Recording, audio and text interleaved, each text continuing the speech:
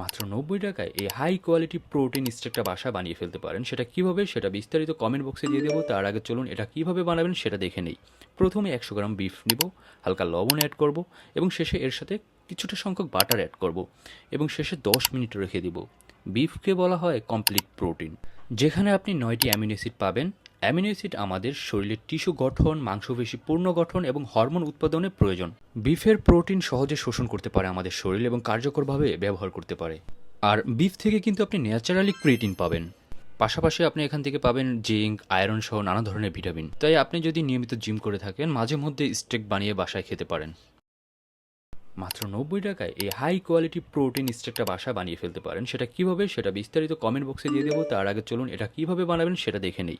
প্রথমে ১০০ গ্রাম বিফ নিব, হালকা লবণ অ্যাড করব এবং শেষে এর সাথে কিছুটা সংখ্যক বাটার অ্যাড করব এবং শেষে ১০ মিনিট রেখে দিব। বিফকে বলা হয় কমপ্লিট